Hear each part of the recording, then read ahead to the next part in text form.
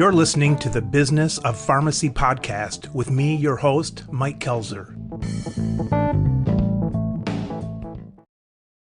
Carm, for those who haven't come across you online, introduce yourself and tell our listeners what we're talking about today. I'm Carm Huntress. Currently, I'm the CEO and founder of Credo, which is helping to automate the access to patients' medical records for a whole host of reasons. My previous background, and Mike, we've spent some time together, I was the CEO and founder of a company called RX Review, which now is called Arrive Health, which brought real-time drug costs to doctors and helped them better rationalize cost issues for patients. I guess in some ways now Credo is really focused on rationalizing access to medical records, which is a huge challenge today in the U.S.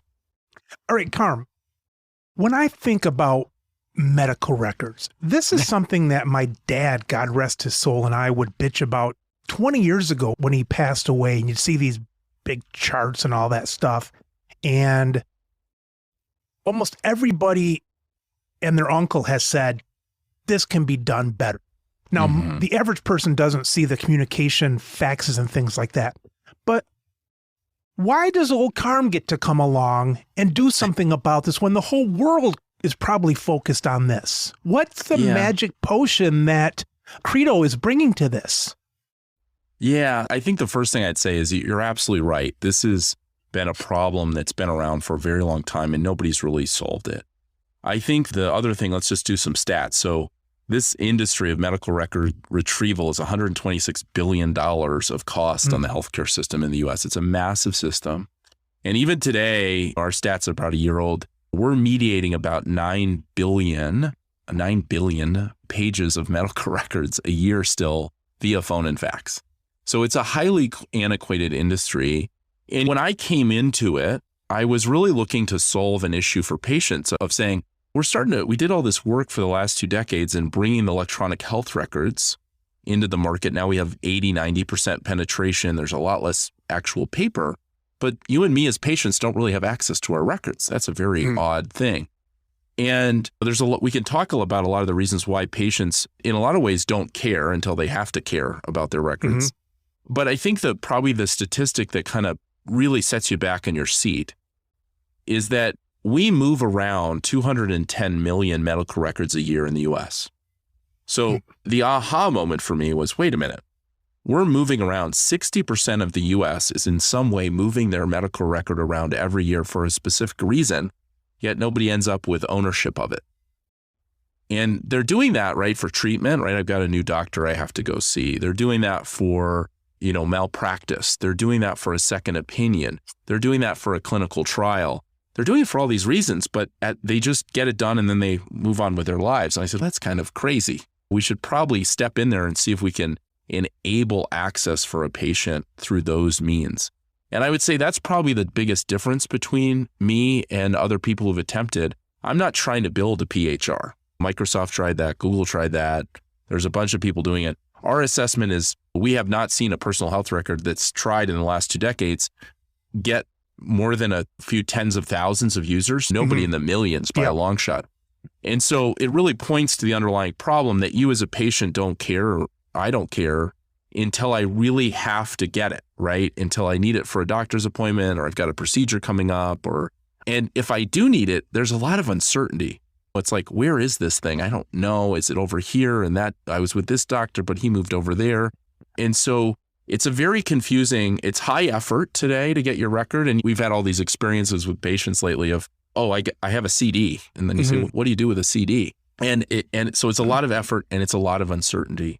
So we're really trying to step into the system where we can really provide a lot of value to people who really need the records. And I think the one last thing of why this hasn't been solved, which is really the question you asked, is that, look, the system isn't built this way. Let's think about fee-for-service for a second. If you just back up and you look at fee-for-service, if you come into a fee-for-service hospital and you say, I have all my records, I've already done all my tests, I've got my whole history here. Wait, the fee-for-service system says, wait a minute, I want to redo, I don't want that. I want to do new tests.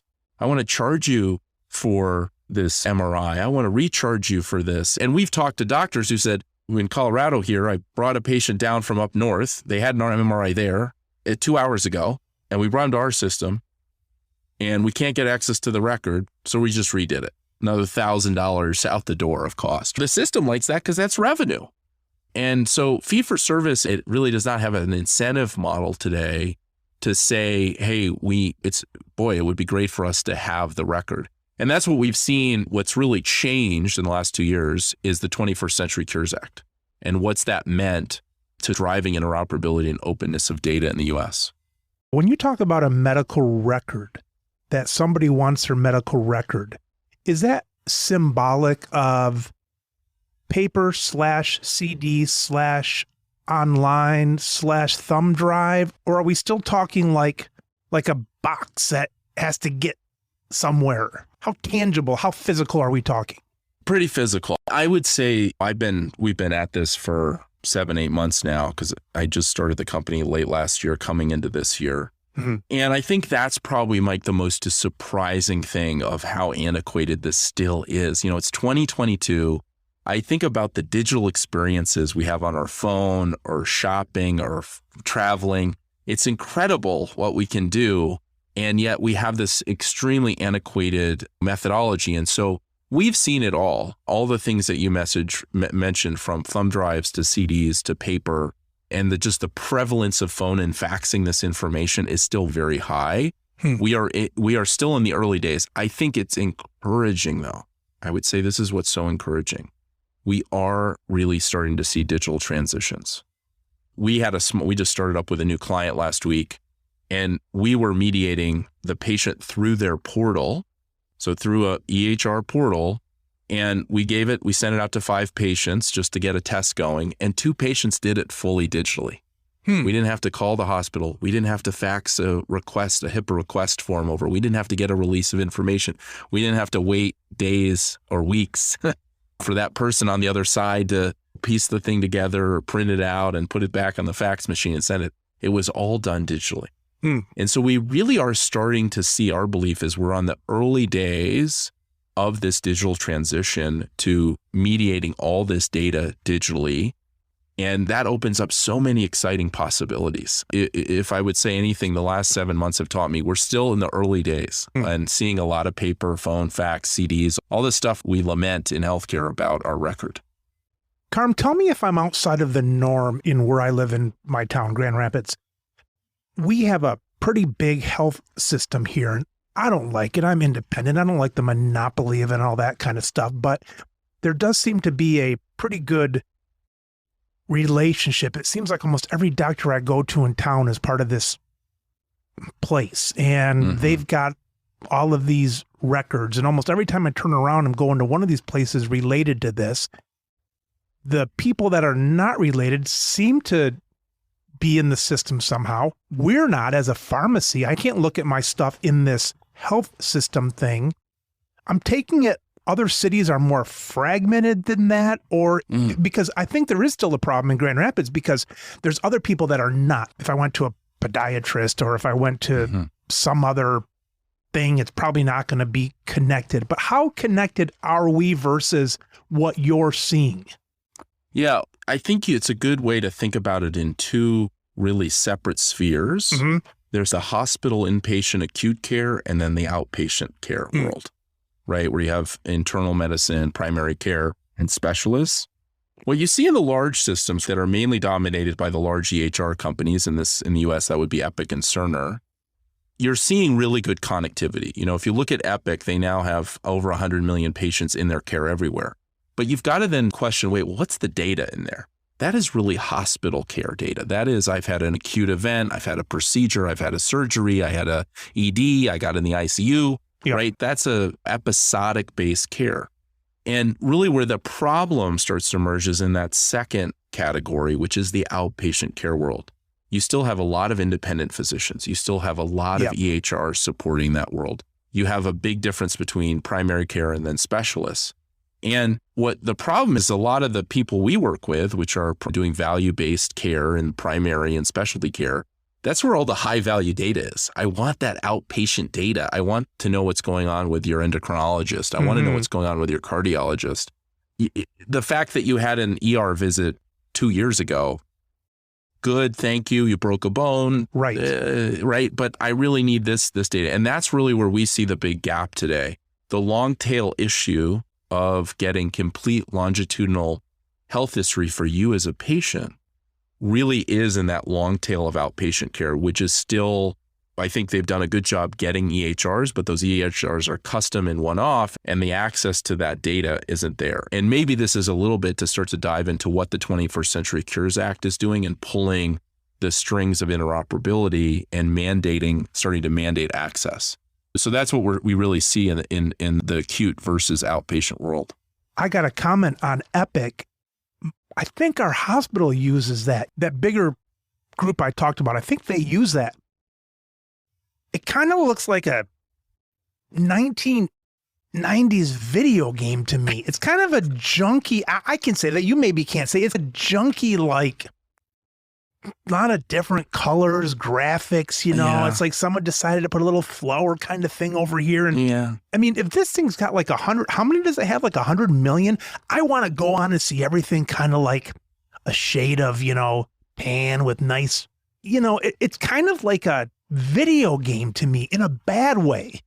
Yeah. So look, a lot of this, I think there's two comments I'd have. One is a lot of this stuff is pretty aged technology. You think about Epic, it was mainly written in a coding language called MUMP. So it's very antiquated systems. In my last startup at RX Review, now Arrive Health, the company, we spent a huge amount of time inside these clinical workflows. These are very antiquated, sort of late 90s look and feel, right? Yeah. It's a desktop, old school app. And that's just the reality of it. The second thing is that there hasn't been, right? If you think about an Epic or Cerner or most modern EHRs, their function is around billing and coding and RCM, right? It is not about the provider and patient experience.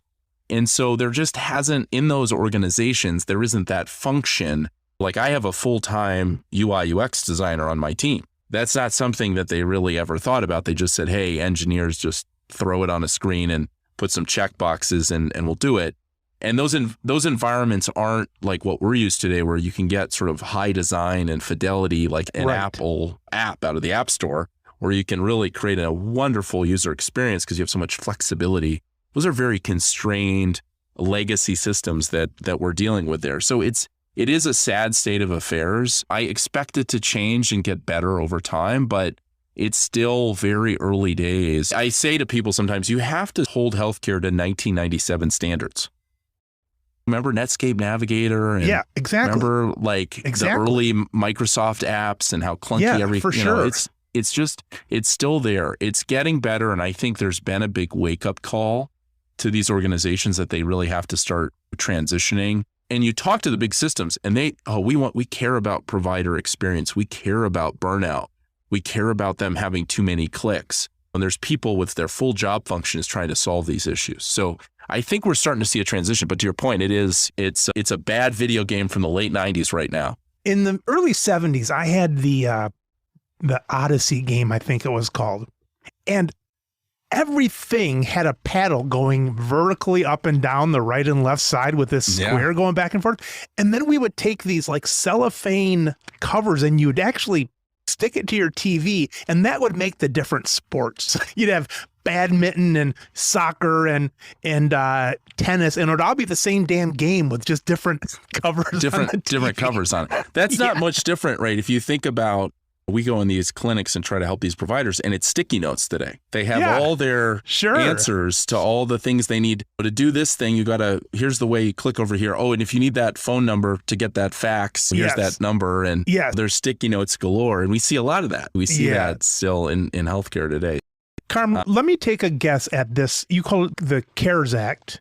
Let me take a guess. That was some of the little guys saying, this isn't fair that we're not able to crack into the systems and we should be, or is that not the genesis of that? There's a lot in the 21st Century Cures Act. Let's just say that first. There's a huge amount of legislation that went into that. Mm-hmm. The most important thing for, I think, you and I as consumers to pay attention is this rule that's called under information blocking.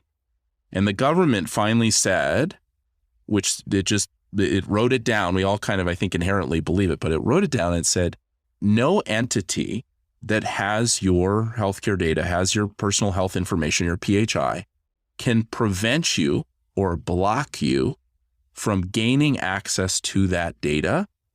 And it has to be provided to you in a machine readable format, which means a digital format, which means a structured digital format.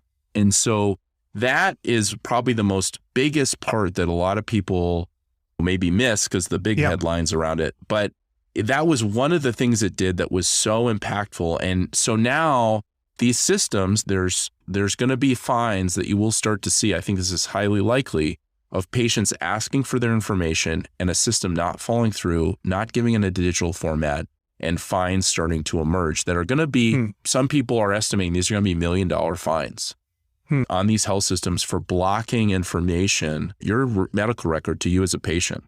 And so that's a big part of the transition. The other thing is it created this framework called the Common Agreement. It's in its greater form, it's called TEFCA, which basically is giving rules of the road. It's giving a framework for the US to create a national interoperability system and piece together all these health information exchanges, which have really struggled to deliver on what they're supposed to do, which is give you structured access or just give you digital access and to all your data from one place. But TEFCA is finally saying, hey, we need Carm Huntress's information. I can reach out with Carm Huntress's information, just his name, first name, last name, date of birth, and pass that out to the national network. And the national network says, oh, here's everything we have on Carm Huntress. And that could be from all over the country. I've lived in 3 different places. I went to a bunch of different hospitals. I have acute care. It's driving that standard access across all systems to that data. And that's a very exciting movement. Now, I will say on the ground, the guy doing this in the tactical day-to-day, we're in the very early stages. These are still highly antiquated networks. The data's not that great coming through them. There's still a lot of use cases that aren't covered. You can get the data, decent data for treatment if you're actually treating the patient. But if you're doing it for payment and operations and trying to get data, there's not a lot of data on these networks today for those use cases. But we're in the early phases. The 21st Century Cures Act is really saying, hey, everybody we just spent X billion of transitioning everybody to electronic health record. Now let's actually make it useful. Let's make it interoperable and connect patients to their data and give it in a complete sense. All right. So what is it? TEFCA? TEFCA. Is that a acronym? It is an acronym. I don't have it off the top of my head. It is what you need to know, remember, is the last 2 letters, which is the Common Agreement, TEFCA. Gotcha. Which is the common agreement across health entities to share and exchange health information. And that's what it stands for. All right, Carm. So here's my imagination on this, that all of these people that need this information put out a little call out and they might be sharing it. They might be getting your weight from the people that weighed you last in here and your blood pressure from this person. That would be my hope. Here's why. Because we already talked that Microsoft and Google were not able to come up with a national database where all the information is right there. And I would hate the thought of the government trying to collect everything and have it in one space. So are you talking that TEFCA is going to have this in one database? No, I wish I had a really strong analogy here where your data is going to stay stored where it's stored. But what you can do is a sort of a call out. The first scenario, sort of. Yeah. So I make a call out with all your information, your first name, your last name, your date of birth, your gender, your zip code. I take all that information. I make a request, and then the network responds and says, "Oh, I have this mic here. Gotcha. I have data here. It looks like it all matches. You can get access to that. You could make a copy of it, obviously, if you wanted to. But that data stays there, and then the network just gives you all the data. And then the next factor challenge is how do we merge all that data together and make sense of it? And I think that's part of what Credo is trying to do. We're trying to really solve that last mile of, let's say you're going to a new PCP, they're connected into the national network, they make a request, the data comes back. Now I have 400 pages of clinical data to try to take care of you. And I have 7 minutes in a primary care visit to make sense of hundreds of pages, right? Right. So we first have to create the mechanisms, which the 21st Century Cures Act and TEFCA are doing, is to create that national interoperability network to gain access to the data. And then the second factor thing is now we need to make sense of it. But to your point, it's really an opening door to go get it from all the different places and bring it all together in one place. So it's really helpful for you and the people who take care of you. Assuming that is not there yet, that this is relatively new, do you get to just sit around and play air hockey until this information is available? Or what's the timeline on this for you as a company? Yeah, so the way to look at this is that we're in this transitional phase, and you're absolutely right, because we've got some people very sophisticated, have it all digitalized, and it's even structured. And a lot of people are using, I'm sure your listeners have heard of the FHIR standard, the Fast Healthcare Interoperability Resource, which is a standard structured schema to describe a medical record. There are systems out there that have gotten that far, which is great. You can get some of this so far. Some of this, right? It's a small percentage, right? Maybe 5-10%. Then let's go to the other side, right? Where there's no connectivity. It's an antiquated EHR. Maybe there's still some paper around the office. You have to, really the only way to mediate access is through phone and fax. And so what Credo does really well is we'll do the breadth and depth. We do it all, right? Because we understand the market's transitional. And if a provider comes to us and says, hey, I want the records on this patient and I'm treating them for acute kidney disease, I don't want their acute record over here. I want all their kidney history and what's gone on there. And that means we might have to phone and fax. But we're willing to take on any use case necessary to mediate access to the data. In our relationships, we typically try to commit to getting 2 years of complete longitudinal data on patients. And I think that makes us a little bit more unique opposed to those who are doing the digital stuff, but you're only getting partial data back. And that's not helpful if you're a primary care doc or a specialist that really needs that sense of completeness or a specific amount of data that might not be in the national networks today. I kind of lost my head there for a second, Carm, because I was so excited about this nice little package of this new rule that you could go get everything. I forgot that we started off talking about faxes and phone calls and things like this. Now it's all coming together for me that you're kind of the traffic cop between, self-driving and auto-driving things. You're kind of bringing all this together right now. Yeah, and I think it's the right approach. I think we have to have organizations like Credo in the market today that are helping people make the digital transition and really think about the last mile. I'll tell you a story. We were in one of the most advanced risk-adjusted Medicare Advantage providers, and probably in the US. And we were on an onsite with them in one of their clinics. And we said, what's your current process? We were thinking, it's going to be some fancy software system and all this stuff. And the woman says, oh, wait, hold on. I have to go in the other room. And we're like, oh, she has to leave. Why does she have to leave? So she gets up, she comes back, and she walks in with a notebook. And she opens up this notebook, and it's a beautiful notebook. It's incredibly well done in that it has a name of a provider, and then underneath, in a different color ink, the fax number. And pages of this. Oh, gosh. And you're sitting going, this is one of the most advanced primary care clinics in the U.S., and we really have to ground ourselves in that. And our team says, okay, we're gonna come here and help you transition that processy, that notebook, into doing it digitally. And that's a very hard last mile thing. When you actually get on the ground in the clinic, people tend to be stuck in their ways. They're very operationally, it's very messy. They're dealing with a lot of things coming at them. These organizations clearly need, in my opinion, an organization like Credo to help them with that last mile digital transformation from phone, fax, paper into a fully digital thing. And then we're not even getting into, let's just say by chance, you do the fax, you get the fax back. Now, wait, how do I get the fax into the EHR? There are some really fundamental challenges, and in a way that the provider can actually use. So there's a lot here to unpack in terms of making this really a reality in the U.S. healthcare system. As we're talking here, it kind of reminds me of almost what Coinbase is doing, the bridge between crypto and dollar. They're the ones that are going to help buy a Slurpee kind of thing, getting people in there. When you're then dealing with Sally in the office who's getting her fax out and so on, would you say your offering is, hey, Sally, look, we're making this so simple, we're not going to use the fax anymore? Or is part of Credo saying, no, that's our bread and butter. We're going to work with them to make this fax mean something? It's really about, I'd say it a little bit differently.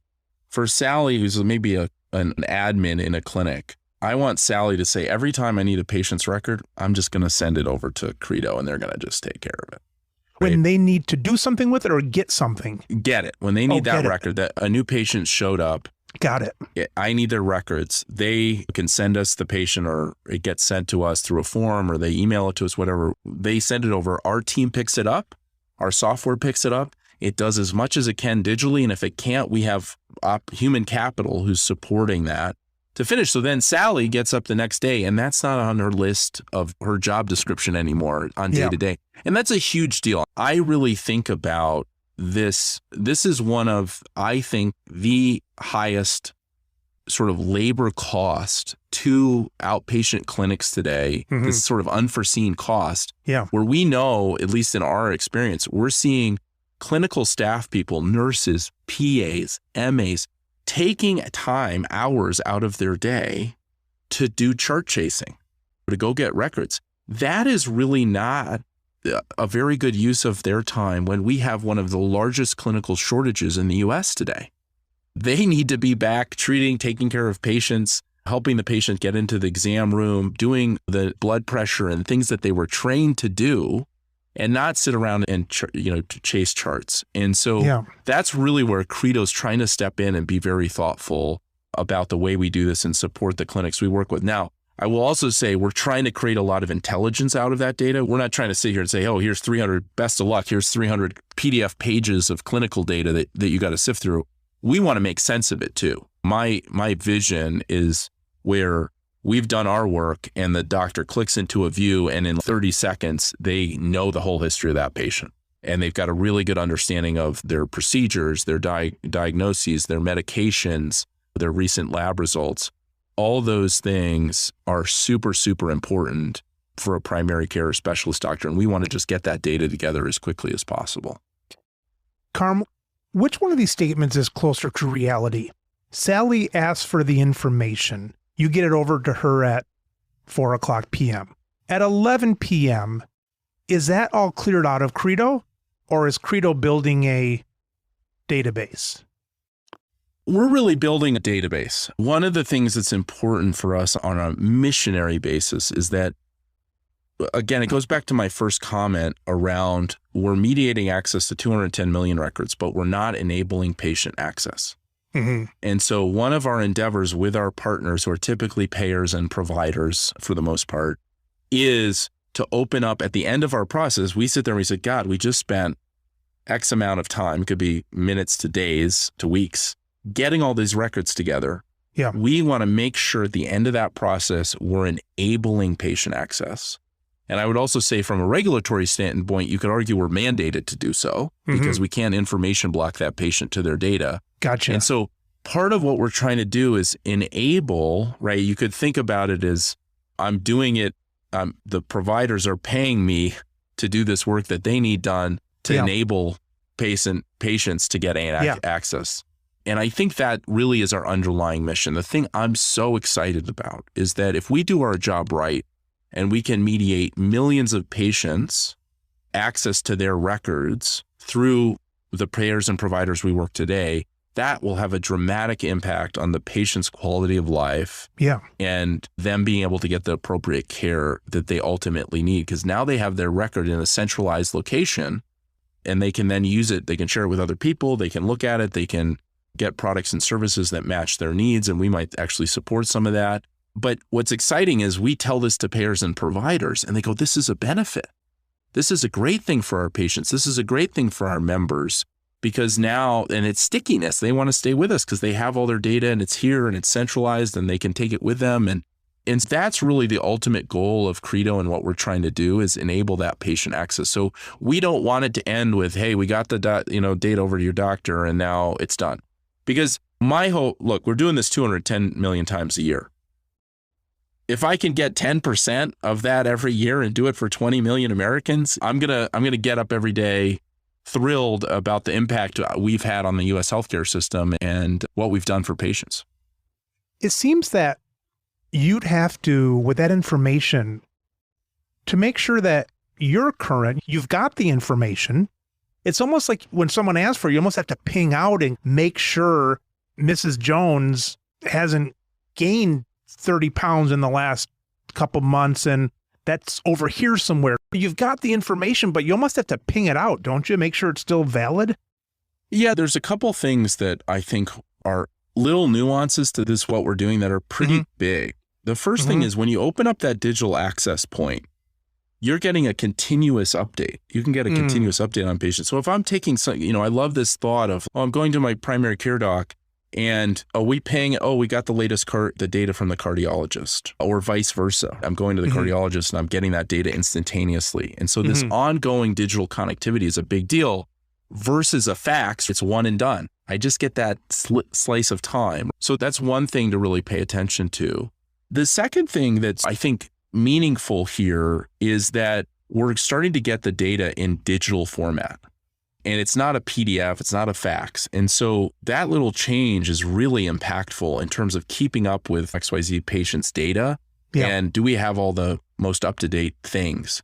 Yeah. One of the other things we're working on, which we think is exciting, is that to get a sense of completeness, one of the ways we can look at that is your claims data. So if we're working with a payer and they've had you for 2 years and we see, we can just look and say, we know you got cure here and here. Did we get the data from all those places? And if we did, then we have a pretty good sense that we have most of, if not all, of your history in one place.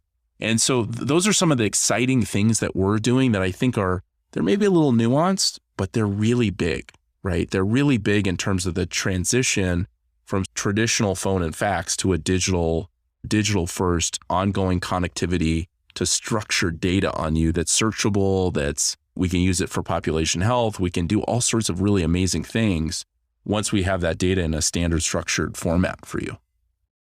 What's the quality and confidence in OCR now? If you get maybe a handwritten fax with some light ink on it, but a dot matrix printer, I know this is nuts and bolts, but is your system or some system how much can you pull out of that? And how much confidence do you have of that?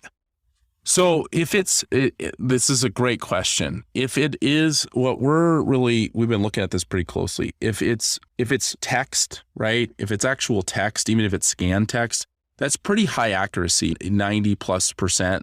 Now you really want to get to 97+, to be honest. So there's still a bit of a gap. The real problem today is handwriting. Handwriting is probably the biggest gap, and you rarely see systems over 80% in identifying handwriting really well. I think there's going to be I don't want to give away too much here, but I'm very excited about some of the neural network stuff that's happening in advanced AI and machine learning models.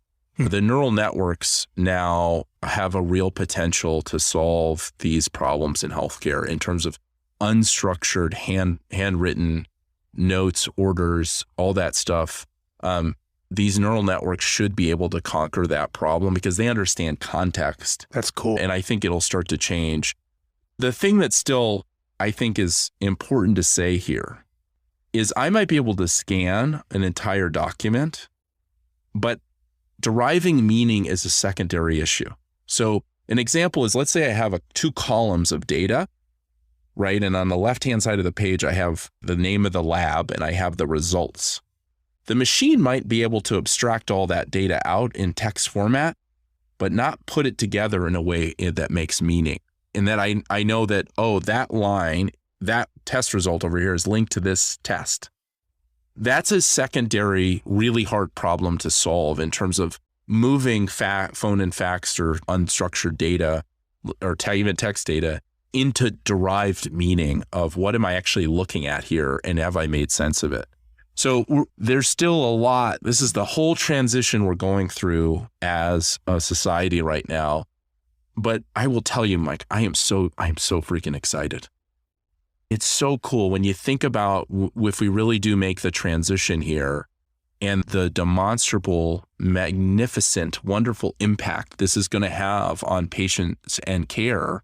And those systems getting mandated to say you can't fax this stuff anymore. It's probably in the hundreds of billions of dollars there of duplicate tests that are going on just because we don't have access to the medical record. So it's some of those things that I get excited that we haven't really seen that bend in the cost curve yet of healthcare. Yeah. These could be big things that could happen that could ultimately shift the cost curve. The thing about not having all the records, let's say that people say, we're going to redo them. We have them, we're going to redo them. Even if you waste the money to redo them, it'd be good to have them to see the trends and things like that. So it's one thing wasting money on duplicate tests. It's another thing not even having the damn numbers to compare it, because that would be wasteful, but at least it would be helpful to see those numbers. Yeah, exactly. And so even the comparison is highly valued. Is your cholesterol going up or down? We don't really know. We have an episodic view of that in a moment in time, but we don't really, what's the trend been over the last 5 years? This is where this stuff gets really impactful, and we kind of brush over it, and it looks like an edge case at first, but really It's a huge deal. That's it. Yes. It's a huge deal in terms of the transition to care. Sure. And then I think about really exciting opportunities for you and me as consumers, where I do think it's highly likely within the next 5 or 10 years where, okay, we finally figured it out. We've got full longitudinal access to Mike's record, and we can see the last 2 or 3 years. We can see all his conditions. We can see all his lab results. We can see all his procedures. Wow. Wouldn't you love a little agent that looked over all that and said, hey, Mike, here's the best things you can do for yourself. Here's products and services that match your conditions and needs that are a click of a button away. Opposed to just generally, here's a smoking cessation class. Well, I don't smoke. And I had this experience because I tried one of these apps, that consumer apps, PHR kind of thing, and I'm clicking through everything and it's asking me all the questions. And the first offer it gave me was a smoking cessation thing. It doesn't mean anything to me. Those are the things that I get really excited about around AI, machine learning, digital. Look at the ecosystem of digital products and services we could offer to patients if we understood their medical record, if we could actually peer into it. Yeah. And I think there's going to be apps in the future that really do this extremely well. And I have some aspirations with Credo that we could potentially get there as a company.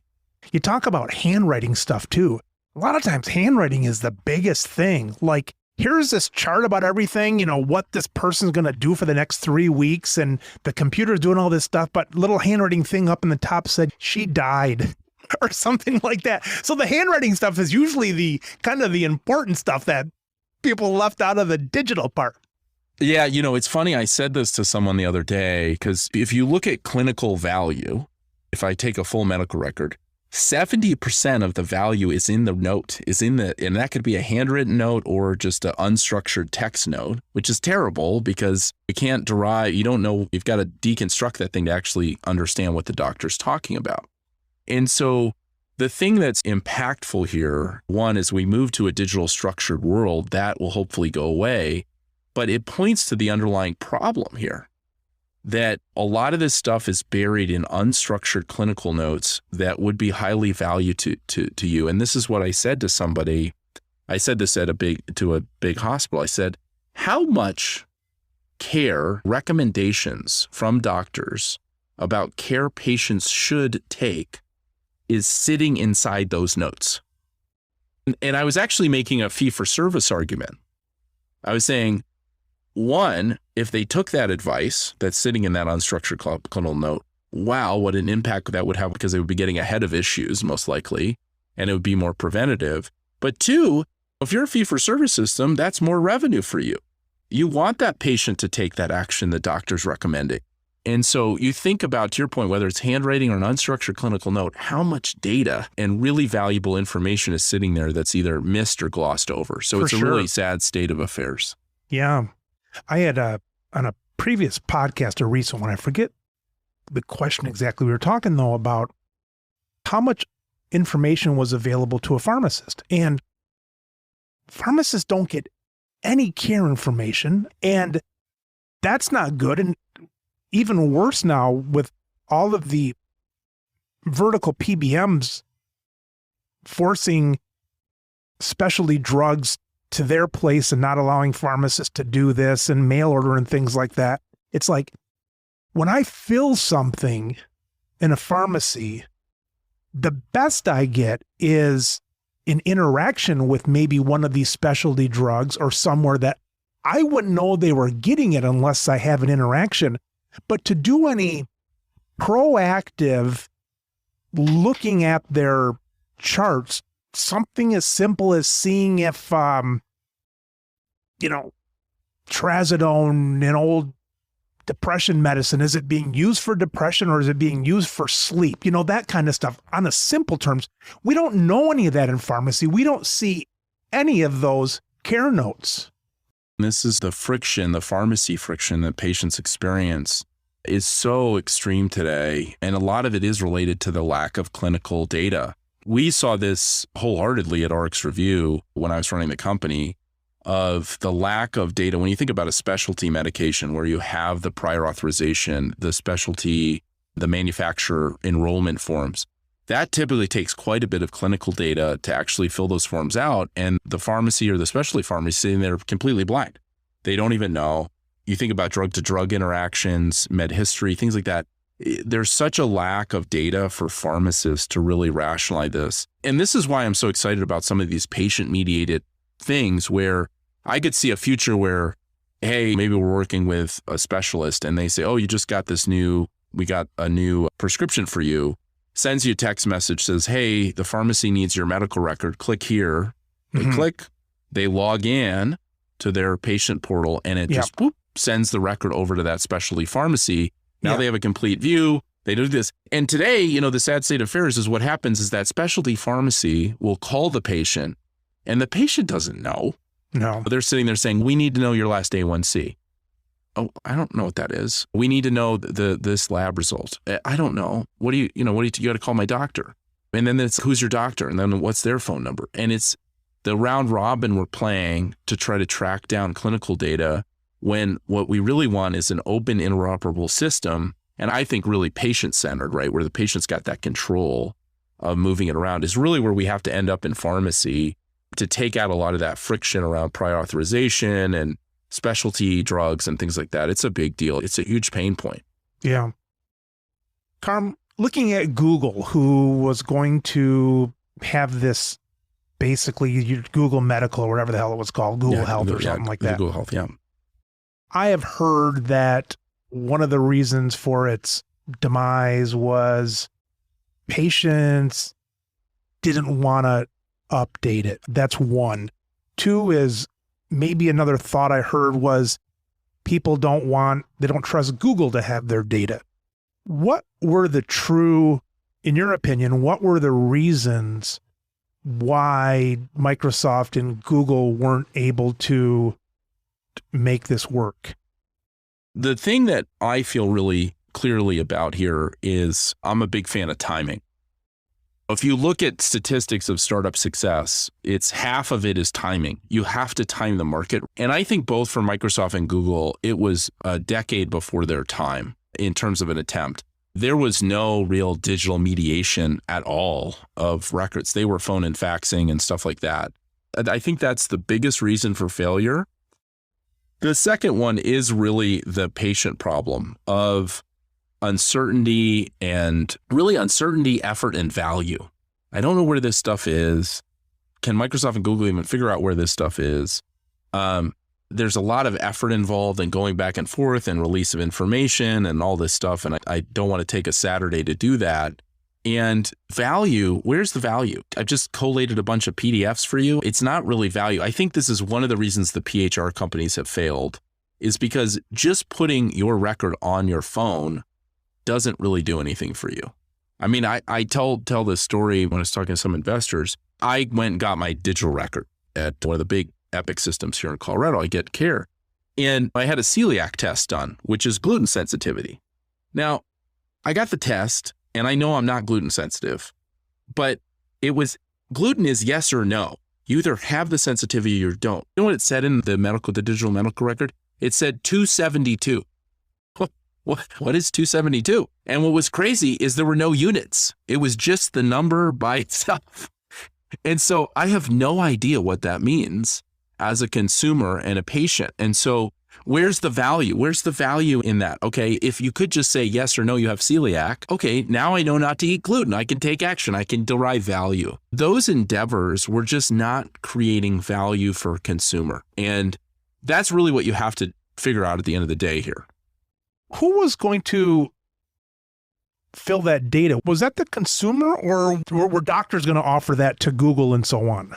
I've had some conversations. This was pretty manual. There was some technology, but it was mainly like a phone and fax system that was just going out and trying to go get the records together if you made a request. And I actually remember trying it. It was terrible. I don't think they got any data back on me. It was a decade before its time, in my opinion. It was just too early. And we've got to recognize that we're in a different phase of healthcare. I really think so now. If you go back to when that was 2007, we had, 20%, 30% penetration of electronic health records. We're now at 80 or 90%. And systems aren't focused on that endeavor anymore. And they can think about things like interoperability and digitalization as an endeavor. I mean, when some of this stuff starts to make sense to you when you think about like an Epic system that's supposedly they have to have something like 100 integrations into all the systems, right? The monitoring systems, the imaging systems, the lab systems, the pharmacy systems. It goes on and on of, how many integrations you have to do to appropriately stand up that infrastructure. We're finally over that hump. And for the most part, obviously there's some that are further behind than others, but I think we're finally there. The convergence I really see is three things. We've got penetration of the electronic health record. We've got mandates, regulatory mandates coming off the 21st Cures Act to say you have to do this if you want to stay compliant. And the third thing is really, I think, of FHIR. And the reason of that is it's finally saying, here's a standard structured schema to describe a medical record. And that is such an impactful thing when everybody has agreement, everybody's raised their hand and said, I shall implement in this way. That's the language where all these things talk to each other, FHIR? Yeah, FHIR is really the standard structured schema to describe a medical record. So let's just do a quick example. Because the first thing you said of those three was the machines are talking to each other. Yeah. What's the basis of that, Carm? Is there a certain language they're all using now or a certain fields they're all using? How are those computers talking to each other better now? This is part of the TEFCA agreement to say there's common agreement to say this is the way I'm connecting into the networks. And then there's sort of data both fields and things like that. Yeah, that's a little bit lower down. First, it's just creating the connectivity. I'm connecting into this system in this way. And those aren't as well defined, but they're just saying, hey, here's how I connect into my HIE with data. And there's some things like ADT feeds, admission, transfer, and discharge feeds that certain keys that are talking to each other. Yeah, basically. That are talking to each other. The thing that's so exciting about FHIR that you have to see as the big transition is if I went to health system A, they may describe, let's say, blood pressure in one way, and then you go to health system B and they describe it in another way. They do different units of measure, for instance. Oh. Well, now I want to compare those two things. There's a delta difference there. What FHIR says, and what's so important to understand about FHIR, says you cannot, it's rigid. It says if you're going to say blood pressure, it's in these specific units. And so if I'm comparing your data from health system A to health system B, they're the same. And so they're comparable. So I can put them on a chart and I can show a line of your blood pressure changing over time. HL7, it served its purpose, never defined that. And so you end up with data that's digital, but you don't know what it means because it's different everywhere you go. It's got different flavors. And so it's hard to compare and chart and make sense of it. FHIR is the first time we've said collectively, we are going to hold to a specific standard of not only the structure, but the schema itself is going to be specific. Let's do the pharmacy example. We saw this at RX Review. We would do nightly polls out of a big health system in, let's say, Epic to Epic. We were working with two big health systems. We'd pull data from one Epic system of all the drugs that had been ordered that day. We wanted to see for population health statistics and stuff. We'd pull it all. You think about an Excel spreadsheet. You have columns of names of what this column, the first row is, here's the drug name, here's the dose, here's the duration, right? We would go to system B, pull the exact same data, and the columns would all be different. And you'd go, what? And so now do it for 10 systems and now try to map all the data together.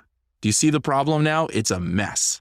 And so FHIR is this really great endeavor that's taken about 10 years to develop. And I was in the early days working on this standard with my team at RX Review to try to say, let's stop that and let's define standard structured ways of describing the data. And that way we have ways of comparing and charting it and making sense of it. That's part of the reason why I think Credo's more of a viable company today than it would have been 10 years ago with Microsoft and Google when they were attempting to do this. I had to factory reset my phone yesterday, and don't ask me, it's a sore subject, but I had to factory reset it. And I came upon the Google, like if you get into a crash, it knows, and and it gives you emergency number and things like that. And I came across the question of blood type. And again, I'm reminded that I have no idea in hell what my blood type is. So here, if I don't know my blood type and I'm supposed to be a medical kind of person, you can imagine just the trouble that would be with consumer input. Yeah. And this is where I think so much of this stuff has fallen short. We have to this is one of the shames of sort of consumer care right now, is that we have to be these translators of all our clinical data. Yeah. We have to become experts of all this stuff, of our medications, of our procedures, it's such a high ask. And then you think of someone who's elderly and all the healthcare that they've had over their decades of life. And it's just, it's a really untenable thing. And I think this is one of the things that's, I think, a bit of a problem from a personal health record perspective for all of us. If I was looking at a procedure I had and I was reading the clinical notes and I said, I don't understand any of this. And I just was like, oh man, I'm in the field. I'm looking at this stuff all the time. And the doctor was writing things in the clinical notes that I didn't understand what the words meant. This is again why I always like to ground myself when I'm in, working on a new company or something. What is the reality? What are the facts that are really the truth right now of where we are today? And we're still in these very early phases. And that's why at Credo, we're so committed to meeting the market where it is. I was like, we got going with some early customers and we realized very quickly to get to that high value data, we're going to have to phone and fax sometimes. Okay, we're going to set up an operational team. We're going to support our clinics. We're going to support our payer partners. We're going to have that operational team phoning and faxing. And I'm okay building a tech-enabled service company with a bunch of humans, if that's what it takes to do our job well and really meet our mission, which is enabling that patient with their complete record. And that's what we're committed to. Carm, where does the blockchain play out in this? Let me ask it this way. 10 years from now, you're not going into these different healthcare places and they're answering your pings and stuff like that. All of this is somehow in the blockchain. No one owns it except the person. And Credo is, again, like the Coinbase, where you're the person that's making sense of this nebulous blockchain. Yeah. So, I mean, this is funny. I always laugh sometimes at what's my investor pitch. It's like a AI-driven neural network for understanding unstructured medical record on the blockchain. And what I just sounds so cool. Exactly, right. It sounds like amazing, and I should be able to raise $100 million on that. Sure. We're a long way away from that. I have spent, and I still spend, I'm a big fan of crypto and paid close attention to the NFT markets because I think there's synergies or things relatable to healthcare here. But I'll tell you just examples of why we can't really have a blockchain solution yet. And the first one is the problem with medical record data in that it's very messy, right? Am I really going to put someone's handwriting on a blockchain? And the types of data and the way it's coming together. We really need to get to that digital format where you can start to think about this. The second thing is error. Blockchains are immutable. You put something on them, you cannot change them. If you look at most statistics, and we know this and this is a big impact on healthcare, the third leading cause of death is medical errors. And when you look at medical data, about 10% of it is error-ridden today. And of that 10%, 25% of that data is life-threatening. That's wrong. And so my viewpoint is I don't really want to endeavor into the blockchain until some of those issues have really been dealt with. I just sit there and I go, geez, let's get the errors figured out and get the data cleaned up before we think about putting it on a blockchain. I think the other part too is that I think there's been endeavors on this. I've studied a lot of them. Some ICO, remember the craze and the initial coin offerings that came a few years ago. The challenge that was really inappropriate was people were just taking like a 100-page medical record and just throwing it onto the blockchain. That's not really valuable. It's just this big PDF locked up on a blockchain. In my belief is that what the answer here is in blockchain world is when I can just take a discrete piece of my healthcare record, like a blood pressure, like an A1C, like a procedure, and that little piece is structured in an NFT-like model.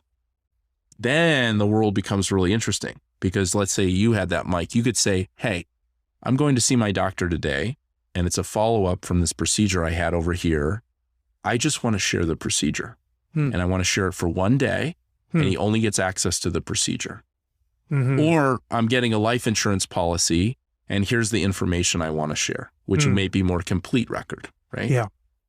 That starts to get really interesting in terms of privacy, control, in a very nuanced, discrete way, which might be a high value use case for using blockchain in terms of it. And I'll tell you the far out use case that I just love, which is you invert the EHR, which what it means is you're in complete control. The EHR doesn't store your data. You have your data and you have complete control. And so you walk in to your doctor, you tap your phone and you sit share. Your doctor then has complete access to your record. They're adding data to it. They hit done. It submit backs. It writes another block on the blockchain. And now you have your record and you walk out with your record and it just goes with you. That for me is really the future of this. But I think in a decade. I agree. You can make a to-do list with apps on your phone. The problem is the only people that are going to end up doing it on the phone correctly are the people that probably already did a pretty good job with to-do lists anyways. It's way out there. Yeah, and I just look about what we need. And the job today isn't about putting on the blockchain. No. It's not even really about putting it on the phone, I don't think. No. I think it's more about, hey, how do you get this data over to my doctor? How do we get it in a structured format? How do we get away from using CDs? I actually had somebody on my team a few weeks ago driving around New Jersey, physically going to facilities with a scanner in their car, getting medical records. Wow. This is 2022, folks. This is where the reality is for getting this data together. And then I'll tell you, the client, you're not going to believe this. The client, we scanned it in to our secure HIPAA in the cloud thing of their record. And then we said, we want to transfer it over to you securely. What do you want us to do? And you know what the client said? They said, fax it over. They said, fax it over. And I went, God, I wanted to scream. I said, this is not the answer, guys. That's the job to be done today. That's where you got to meet them. Yes. The people that kind of like the to-do list, the people that want the blockchain and all that kind of stuff, they're already doing a pretty decent job with databases and things like that. It's not those people. It's the long tail that you talked about, those odds and ends out there that just aren't getting in there.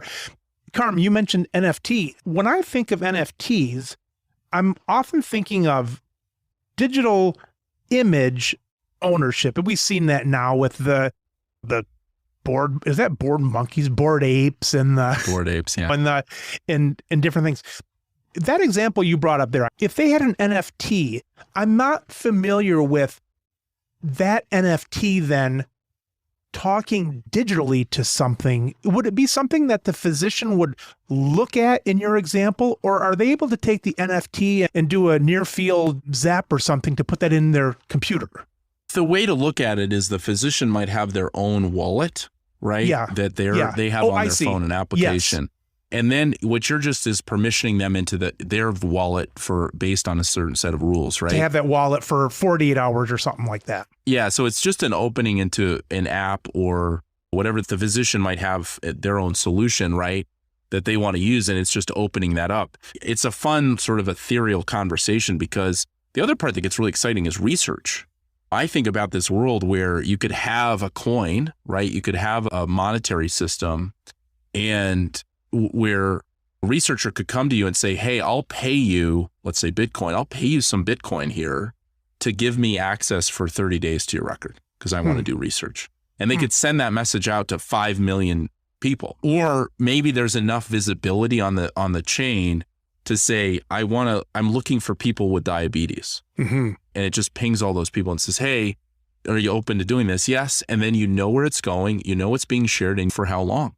There's some really amazing stuff you start to think about doing.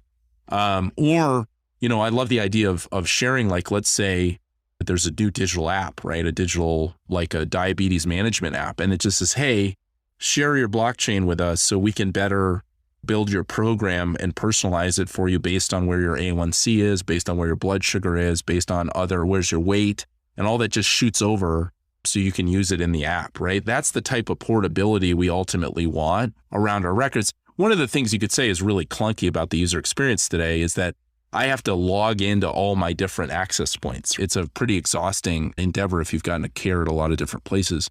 The thought of having that centralized on a blockchain NFT type infrastructure is very interesting. But again, I always get back to, let's not get obsessed about the technology. Let's talk about the value to the consumer. And if I could get paid to anonymously share my medical record with researchers, that's interesting. That's a maybe in terms of value to consumers and doing a job that they would enjoy doing. And I think for a lot of people with rare diseases who are looking for a cure, gosh, how great would that be if they could just easily share their data with researchers to lead to a cure to their disease?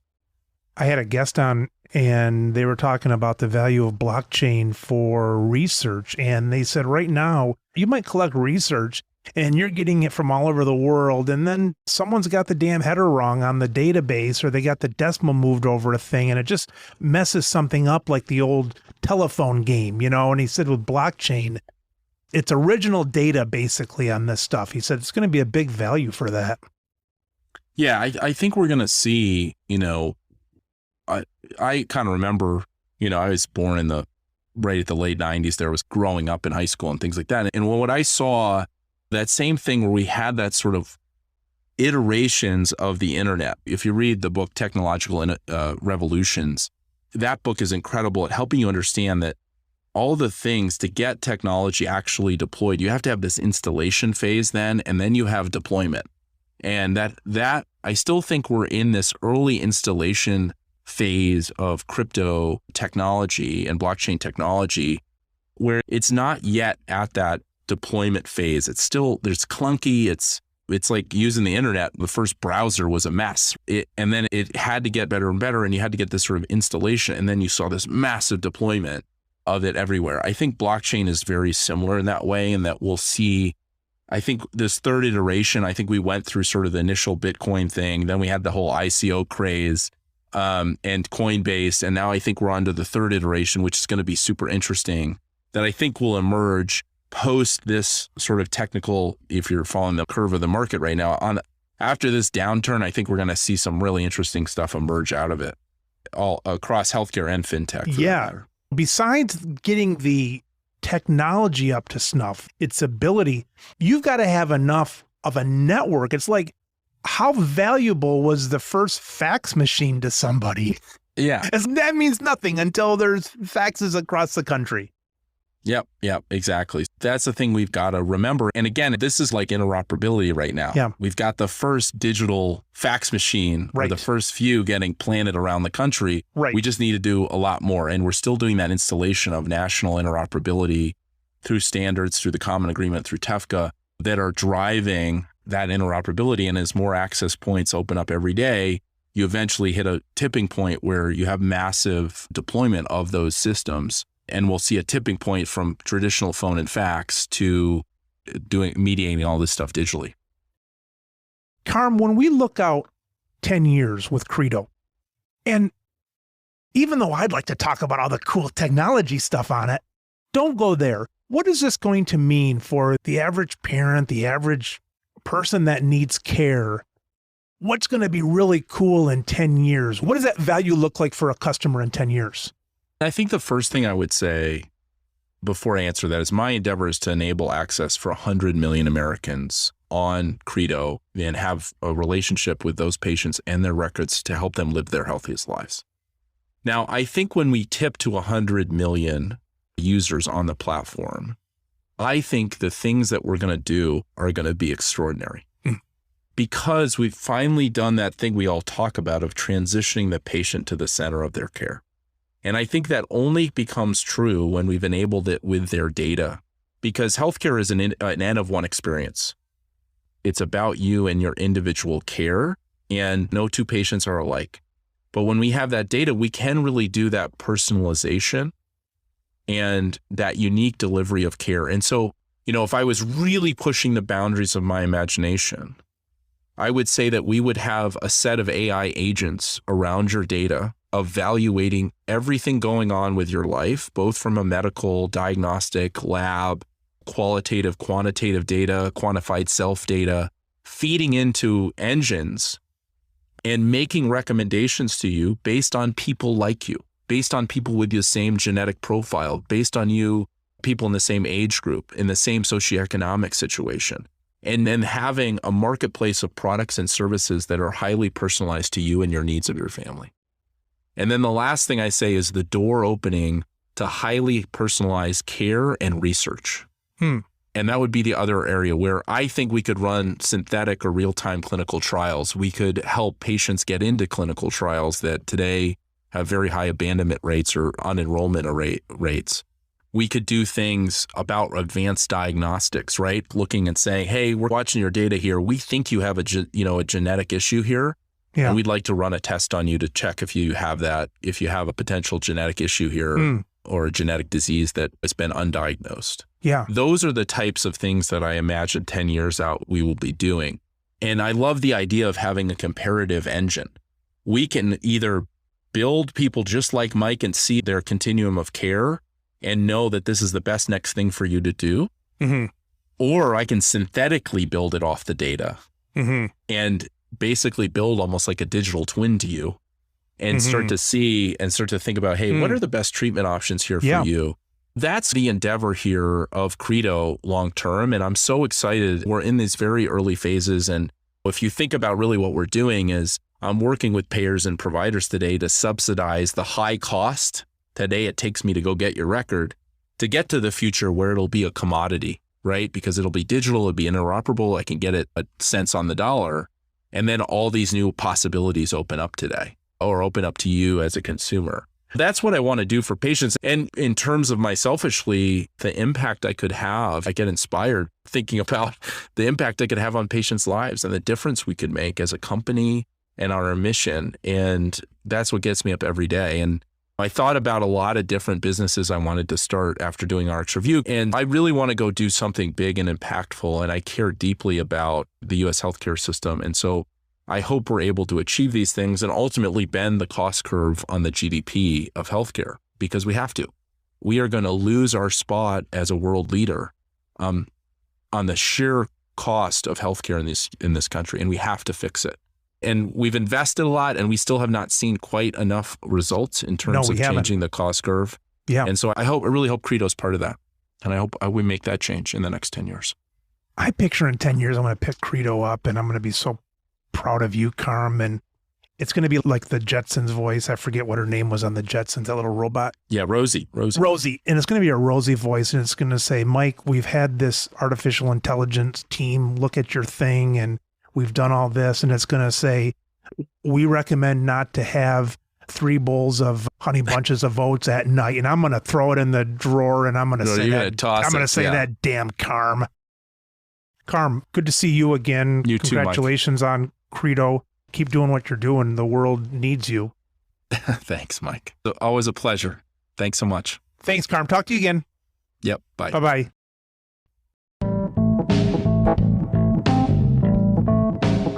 You've been listening to the Business of Pharmacy podcast with me, your host, Mike Kelzer. Please subscribe for all future episodes.